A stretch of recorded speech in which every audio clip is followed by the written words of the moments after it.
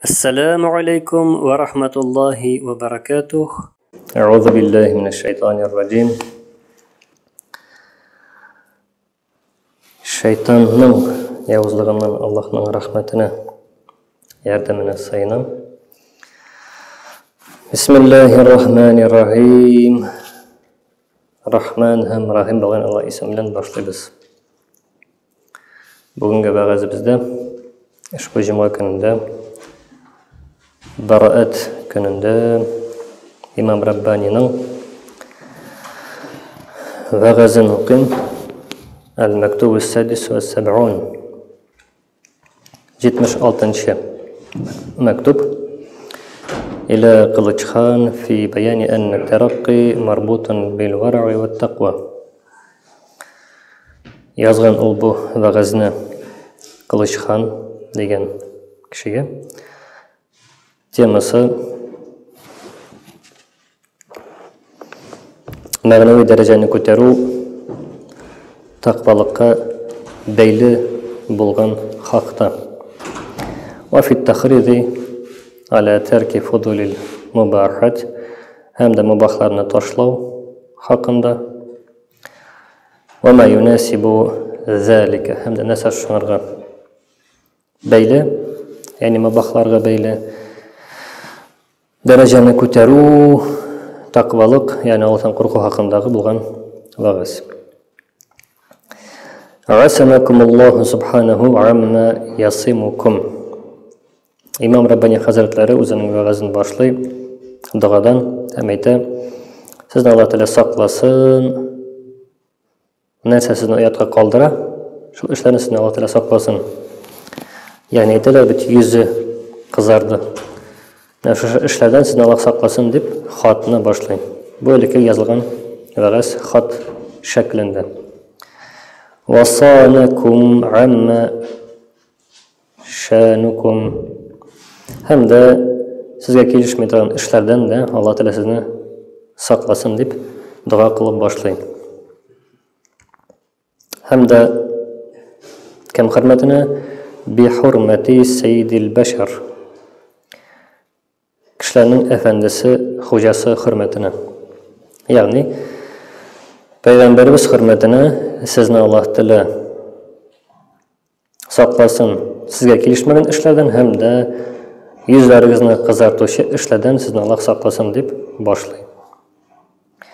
Hamda u g'odigina payg'ambar hurmatine demi, ya'ni payg'ambar aniq sifatini aytib o'tadi. Al-munaffi anhu zayg'ul basar. Kimning ko'zi toyudan tıyılgan, yani ko'zi toymay. Shunday sifatli payg'ambar. Ko'zi toyu degani endi u misol keltirsak, er bilan xotin yo'ldan borganda erning ko'zi odatda shulay. Onaning xotini shulay ishlaydi. Anladingizda? Ya'ni bir itakni ko'rsa, ko'z ketadi. Hamda Imom Rabbani aytdi, shunday bir payg'ambarki, uning ko'zi toyudan tıyılgan. Mana uning hurmatini sizni Alloh taolo saqlasin deb o'zining so'zini duodan boshlaydi. Mana endi ko'rina ahli sunna val jamoatning usuli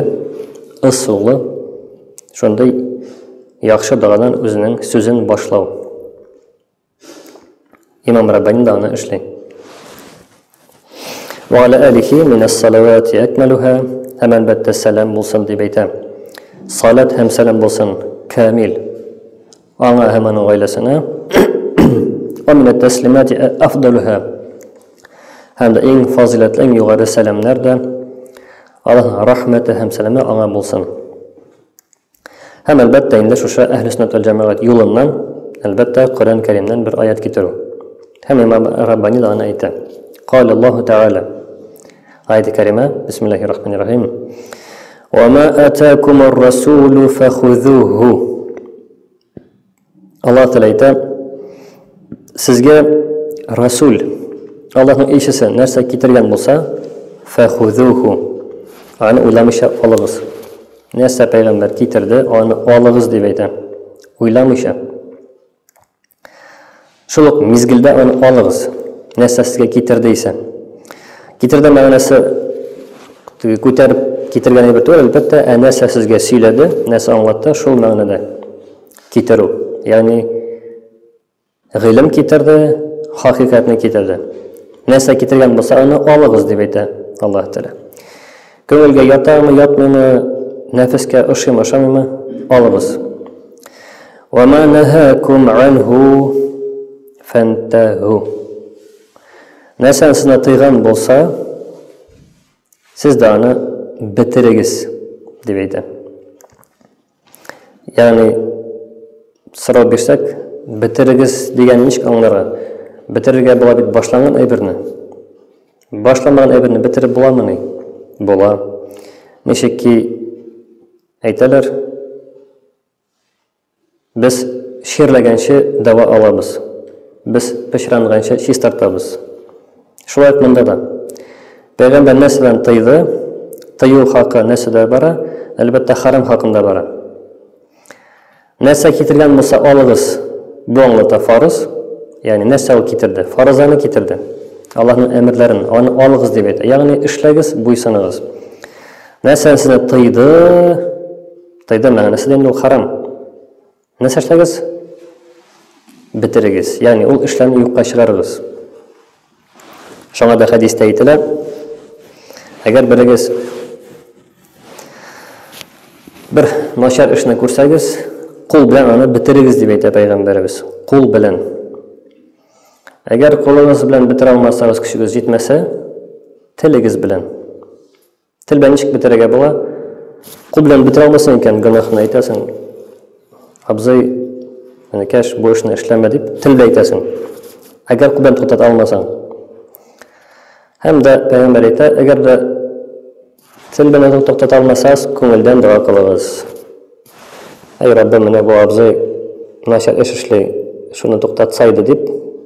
Бу өченче нәрсә була?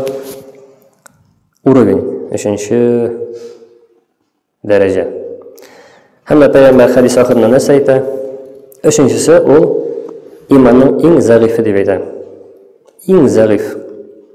Ягъни кем иманы шундый кичкенә, шундый көчсез, ул гөнаһлы эшне күргәндә нәрсә эшләй?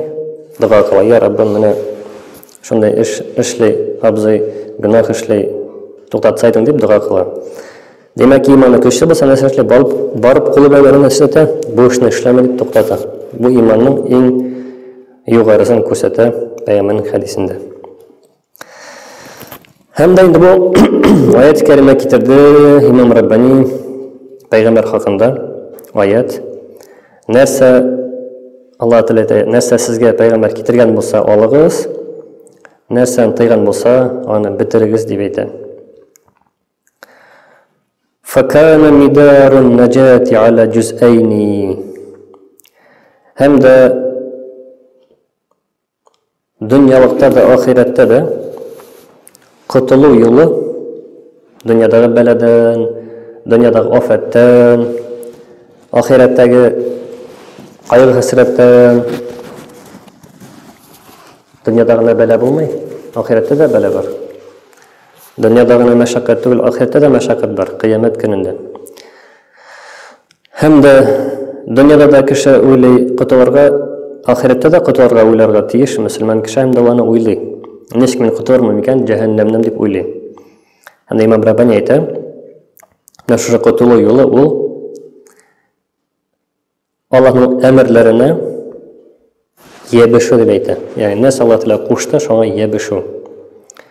Шуның өчен әгәр без ишетсәк фарыз, без нәрсә эшлибез? Шул ук мезгилдә аны эшлибез. Кем инде фаразларга карый җиңел генә, мин әле ул яшькә җитешмәгәнмен, мин әле нәрсә әйтәләр, вакытым җитмәгән әле миңа иртә әле дип әйткән кешеләргә инде бу инде дәрес булып тора. Әгәр кеше әмерләргә шулай итеп ябышса, буйсынса, ул вакытта ул котылу юлына басты. Һәм дә әлбәттә әмерләрдән башка бар харам, ягъни нәрсә Алла Тәгалә тыйды. Ике әмер. Берсе эшләргә, икенчесе эшләмәскә, ике эш бар. Birsi halal, farz, ama ishlarga tegishsin. Birsi haram ish. Ana sen ne to что ishlamasga, qoshirga tegishsin. Ana ko'rdingmi, sen oradan qoshirga tegishsin. Mana bu ikki yo'l kishini dunyoda va oxiratda da baladan da qaydadan da qutqara. Qachon kishi farzlarga bo'ysunib, to'tinib, yabishib yashay, hamda haramdan qo'rqib, haramdan nasashli butunlay yo'qqa chiqarib bitira. Yaqinda kelmay bitira. Hamda eng hikmatlisi, eng muhim bo'lgani va mu'azzamu hadayn al-juz'ayn. O'sha ikki yo'ldan mu'azzam eng yuqorisi. Qatluv yo'li ikki deb aytdi. Birsi Allohning amrlarini tutinu, farzlarga, ya'ni narsani qo'shdi, o'sha buyruqni ishlav. Bu birinchi yo'l. Ikkinchi yo'l narsani tiydi, onlardan tiyilirga qoshirdi. Ya'ni haram yoki makruh. Unda tiyilu temasına kira. O'sha ikki yo'lning narsasi deb aytdi, mu'azzam eng zo'risi u huval juzul akhir. Axirgisi, ya'ni ikkinchisi. Ya'ni eng muhimi, eng yuqorisi u farzlarni o'tav tugul, eng muhimi u tiyilganlardan tiyilu. Bu narsa ayta mu'azzam, azim, eng yuqorisi, eng buyugi deb ayta. Ne için desangiz, onu hozir tubanda anglata. Hem de albatta ikkinchisini qaraganda, ya'ni haramdan tiyilu, ul da bo'lsa al-mu'abbar anhu bil wara'i wat taqwa. Ul da bo'lsa bayli Allohdan uyalu hamda Allohdan qo'rquga bayli. Ikki narsaga bayli. Uyalu ham qo'rquv. Shosha so'zlarga isbot bo'larak Imom Rabbani keltirgan hadis. Zukira rajulun 'inda Rasulillah sallallohu alayhi va sallam.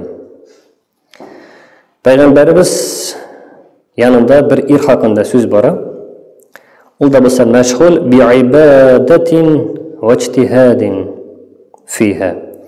U mashg'ul g'ibadat bilan hamda tirishu bilan. Bek tirish, namoz, nechta aytadilar, namozda, niyozda, ya'ni gil u qoida masjidda. Amal g'ibadat bilan mashg'ul. Gil g'ibadatda. Bu bir ir. Va zikra akhar. Ham ikkinchi bir ir haqida so'z bor. U da mashg'ul tik narsa bilan biriatin. Allohdan qo'rquv, Allohdan uyalu temasi bilan mashg'ul. Ikki kishi ikki ir haqida so'z bor payg'ambar qirinda. Birsi gil ihtibor bera namozga, g'ibadat, namoz, Qur'on o'qu, gil g'ibadat. Ikkinchisi onun tip vazifa narsa, onun bütün o'yi, fikri Allohdan qo'rquv. Taqvo ahli deb aytiladi, taqvoliq. Allohdan uyalu, Allohdan qo'rquv. Ikki ir. Birsi namoz, birsi narsa bilan mashg'ul, taqvoliq. Faqala an-nabiy sallallohu alayhi va sallam, payg'ambarimiz aytdi: "La ta'dil bir-ri'ati shay'an." Hiç bir narsa taqvoliqqa teng bo'lmas deb aytadi. Taqvoliq deganimiz endi Allohdan qo'rquv. Ya'ni kimni maqtadi? Ikkinchi irni maqtadi. Birinchi ir mashg'ul namoz bilan, g'ibadat bilan, ikkinchi ir mashg'ul taqvoliq bilan. Ya'ni butun o'yi, fikri Allohdan qo'rqirdi.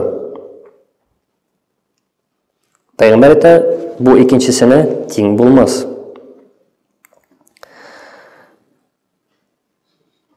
Bunda da so'rov tuva, nechik shulay?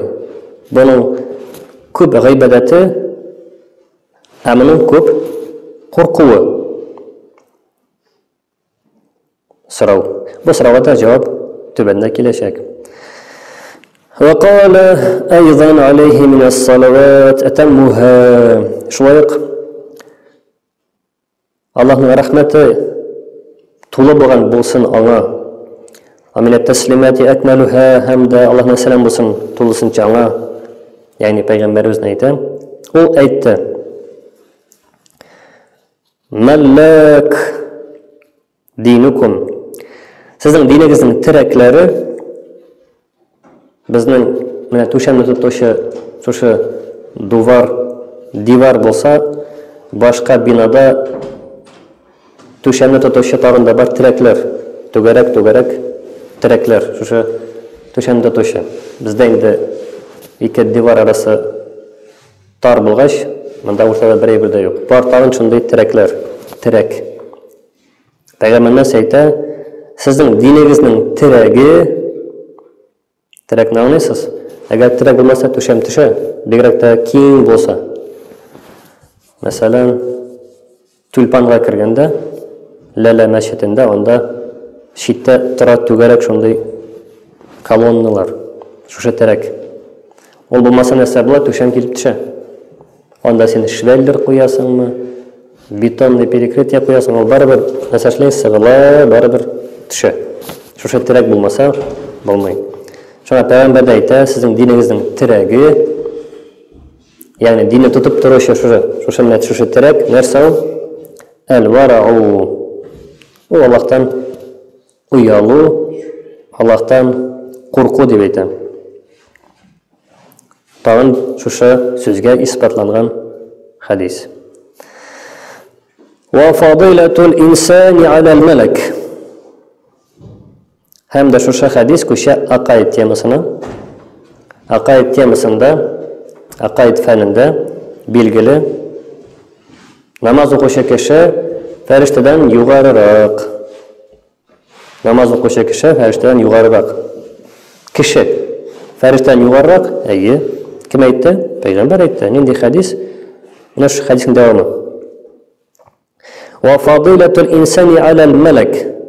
Кешенең фазилаты, инсанның фазилаты алал малак, фәрештәнең өстеннән фазилаты, югарырагы дәрәҗә. Иннама хия бисабаби хазал джуз'i. Инде шушы менә тақвалык, Аллаһтан курку сәбәбе белән дип әйтә.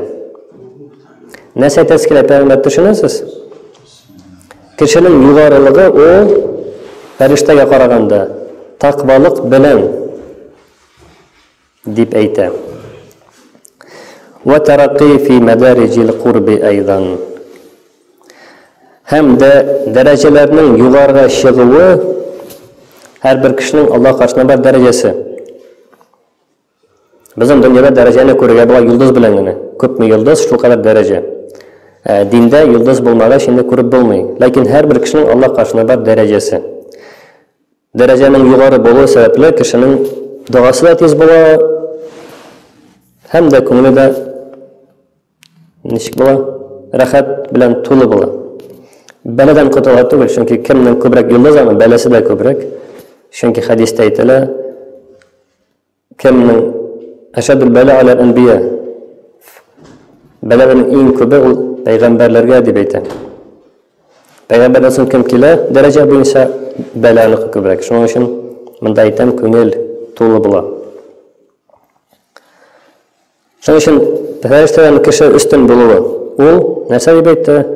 Тақвалык сәбәпле, һәм дә дәрәҗәләр дә югары чыгыр шушы тақвалык сәбәпле.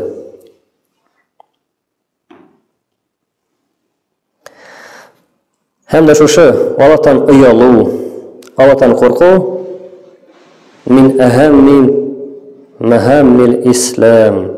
Исламның мөһим булган темаларның иң мөһиме ул шушы Аллаһтан курку. Мөһим булган теманың да иң мөһиме. Бар мөһим тема, ә бу мөһимләрнең тагын да мөһиме. Иң югары тема. Ва ашадди зарурияти дин.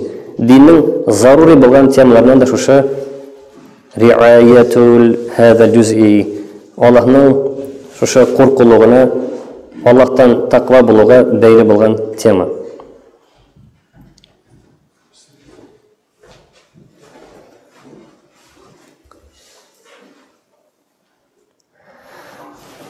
Дәвамында әйтә: Шулай ук дөньядан да, ахираттан да бәладән котылу юллары ул харамнан тыелу диде. Һәм дә сорау туа, харамнан тыелу ул ничек барлыкка килә? Харамнан тыелу юлы. Хәзер шуны Имам Раббани күрсәтә. Без әйтәбез, хәләлне үтә, фарызларны эшлә, харамнан тыел. Юл бармы? Ничек аны эшләргә, өйрәтергә кешегә? Ничек харамнан тыелырга? Имам Раббани да ул безгә серне ачып сала. إنما تتيسر على وجه الكمال إذا حصل الاجتناب عن فضول المباحات. Кеше бу юлга баса ала, нинди юл? Харамнан тыелу. Бүгенге көндә күп кеше харамнан тыела алмый, теләсә дә. Аңлый, фикере белән күңелендә аңлый, ләкин тыела алмый. Харам дигәне без дуңгыз ашавына түгел, шул гайбәт булсын, бу бигрәк тә бүгенге көндә. Берсе тыела аламы сөйләмәскә, нәрсә була анда ил башлыклары белән. Бер кемне тыела алмый, тыелышлар да бик сирәк, бик әз. Бу да харам. Нәрсә Имам Раббани бу харамнан качырга юл нәрсә дип әйтә? Мубахларны ташлау дип әйтә. Мубах. Нәрсә мубах? Ашау ул мубах, йоклау ул мубах, утырырга мубах, урамга чыгарга мубах. Анлар әйтәләр, әйдә свежий һава чыгып керәбез, бераз тынлабыз. Бу да мубах.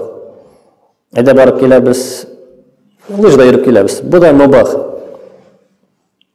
Әлеме санаган мубахлар булар баста бик күркәм. Бар мубах тагын да куркынычрак, ул да булса нәрсә?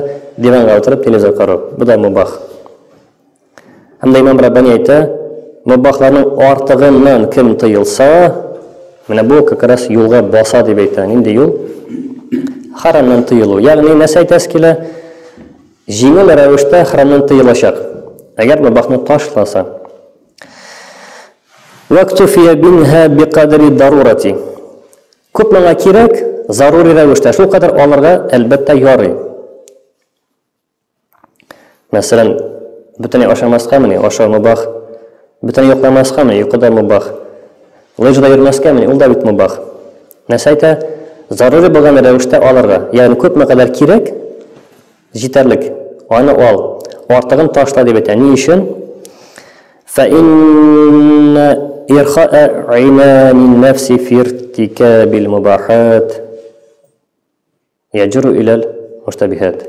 Чөнки әгәр дә кеше мубахны артык эшли башласа, аның нәфесен җигәне нәрсә эшли? Йомшарды. Нәфесен җигәне йомшардымы, аның рухы бер ничек тә аңа әйтә алмый, әйдә намаз укырга. Нәфес әйтәчәк, фарызны үтәдем мин. Рух әйтәчәк, әйдә тагын бер нәфил укы. Нәфес әйтәчәк, нәрсәгә мин фарызны үтәдем бит. Нәрсә эшли? Нәфес җиңә, гәүдә буйсына. Каян да иртән намаз уку. Мәчет кырыннан барганда да ул нәрсә әйтә, яра кайткач укырмын. Рух нәрсә әйтә, әйдә кер мәчеткә күбрәк савап. Нәфес әйтә, яра өйдә укырсың, вакыт бар бит, чыкмый әле вакыт. Яра дип нәрсә дип? Буйсына, гәүдә нәфескә. Рух инде эштән утыра, кирсә шәп булыр, ләкин гәүдә тыңламый. Гәүдә әйтә, нәфес бит кушты кайтырга, вакыт бар, кайткач өлгерәбез дип нәрсә эшли кайта. Нәрсә булды? Нәфестең җибәрне йомшарды, нәфес бүтән гәүдәне кулга алды. Хәзер полностью контроль кемнең кулында? Нәфес кулында. Шуңардан да ахраҗаһу шейхан хадис килә, мин хадиси Нуъман бин Башир хадис килә, пәйгамбәр әйтә, "Ман хама хаула ал-хима юшаку ан яқга фих." Кем шикләнгәнгә якын килсә, шикле. Мәсәлән, шөкер дип әйтик.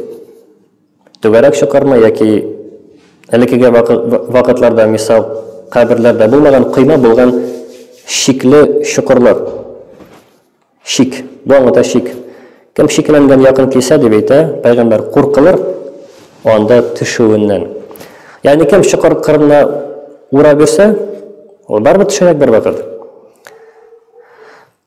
Пәйгамбәрбез нәрсә әйтәсе килә? Шөкір ул харам, вот кем шөкірға төшті, ул уже төшті харамға. Ә кем шөкірға төшмей, шөкір қылмай бара. Теге яшь бала кебек карыйсы килә, аста нәрсә бар. Ягъни нәрсә эшли?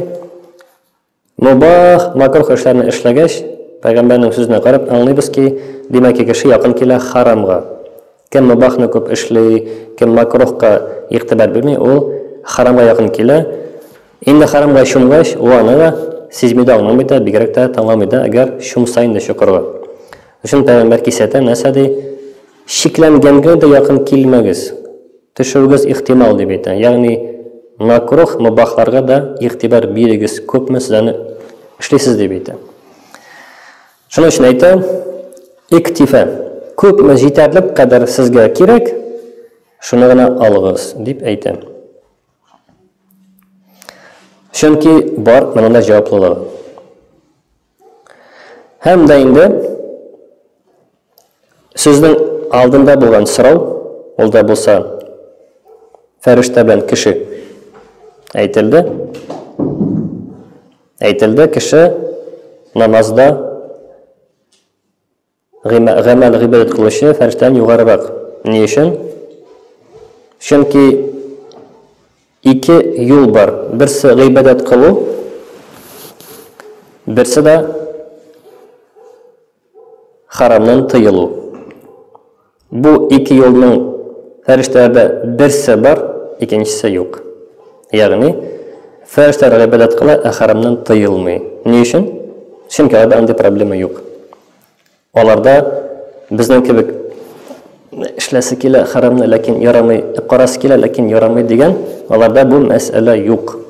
Бездә бар. Шуның өчен шушы ике юл булганы өчен без югарырак фәрештәгә караганда дип әйтә. Һәм дә инде шулай булгач, димәк ки, зур сөенеч.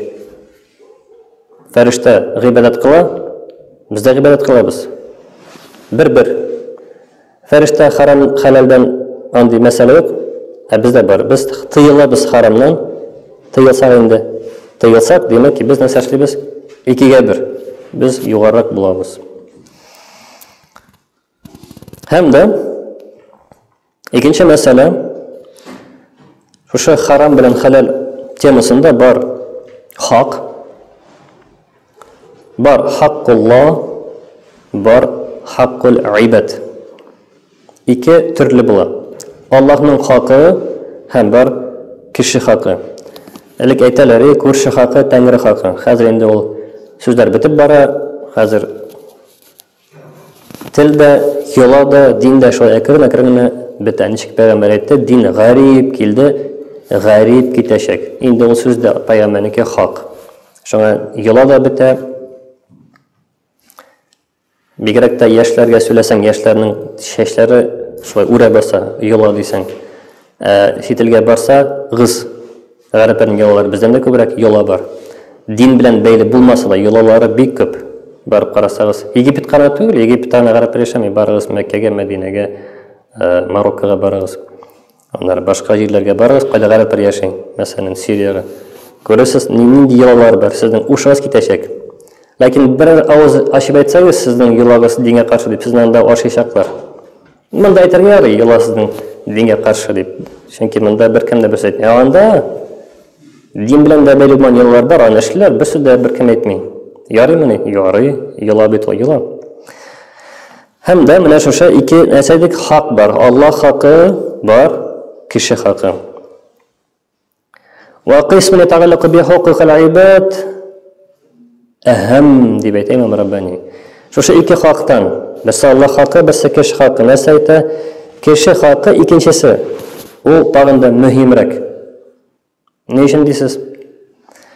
Чөнки фаиннал хак субханаху ва тааля. Чөнки Аллаһ Тәала ул гани, ул бай. Ул архамур рахимин. Ул рахмәтләрнең иң рахмәтлесе. Теләсә гафу итә, теләсә рахмәтен бирә. Вал ибад акши фуқара, фақир. Мухтаҗун, мухтаҗ. Бухала, саран. Шул сәбәптән Ikkinchisi yuqoriroq. Kishi haqi Alloh haqidan yuqoriroq. Shulay bo'ladimi? Bo'ladi. Payg'ambar aytadi: "Man kanat lahu mazlimatun li akhihi." Orag'izdan birigizning bir kishining ikkinchi kishisine bo'lsa bir zulm. Li akhihi, o'zining qardashini. Min ardihi. Kimsitgan uni nasib aytamiz, namusin yoki g'oilasin yoki vijdonin tushirgan kishi oldinda. O'pkalatgan so'z bilanmi, qo'l bilanmi ham payg'ambar nasib aytadi: "Fal yatahallalhu minhu al-yawm qabla an la yakuna dinarun wa la dirhamun." Hamda qiyomat kuni kelgancha qachon bo'lmasa dinarda dirhamda sen undan halolligini so'ra. Ya'ni haqqimni halol qil, meni g'afur et deb so'ra deb aytadi payg'ambar. Nechun shulay aytadi? Dinarning dunyoda ne foydasi bor, oxiratda ne foydasi bor. Nechun payg'ambar aytadi? Bir kun kelar dinarda dirhamda bo'lmas, shu kun kelgancha g'afur etin deb aytadi. Urush aytmoqchi какая связь? Dinar bilan, aqsha bilan g'afur etinning foydasi nasasi ilmda связь nima?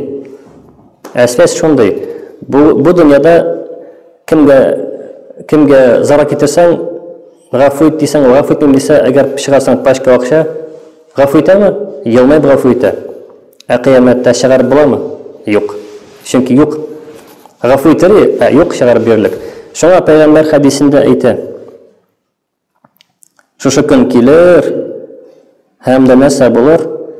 Va in kana lahu amal salih ukhidha minhu biqadri mazlimatihi wa lam yakun lahu hasanat ukhidha min sayyiati sahibihi fa hamil alayhi." Shu kun kelar dinar yo'q, dirham yo'q. Lekin kim zulm ko'rgan, zulm nechik bo'lar, istets и обидчик bo'ladimi? Kim kimga zarar keltirgan dunyolikda tegisi javob bera olmagan. Chunki kichkina buyida shusha kelashak, shusha kim keltirgan zulm, o'pkalatgan, hamma tashak qaytar. Ham payg'ambar aytdi, uning yaxshi ishlari olinashaq, kim zulm qildi, hamda shusha poterpevshga berilashaq deb aytadi. Agar yo'q ekan ezgi ishlar u vaqtda olinashaq, bu poterpevshining gunohlari ham berilashaq shusha zolimga deb aytiladi. Shu kun kelashaq deb aytadi. Shunga da aytadi oxirida hadis: "Atadruna mal muflis." Siz bilasizmi kim bu muflis, kim bankrotda deb aytadi. Sahobalar aytadilar: "Ayye, bilamiz. U kim orabizda aqshasi da bo'lmagan, dirham bo'lmagan, moli bo'lmagan shu kishi muflis deb aytadi, bankrot." Payg'ambar aytadi: "Alloh tugildi. Innal muflis min ummati man ya'ti yawmal qiyamati bi salatin wa siyam wa zakatin." Muflis kishi, bankrot kishi u meni ummatimdan shunday bir kishiki qiyomat kunida kelib namozi bilan, o'rasi bilan, zakati bilan.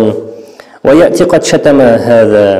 Lekin kelirdi, oni sugarlar.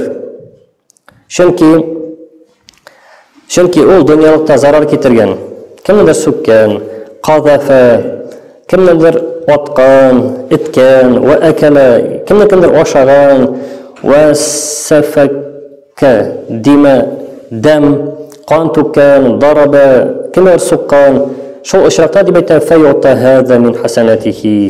Shu hadisning ikkinchi turlisi, lekin ma'nosi shu. Ezgi ishlari olinir deb aytadi. Shusha kimga zarar keltirgan berildir deb aytadi. Mana u deb aytadi kim? Muflis. Shusha kishi bankrot deb aytadi.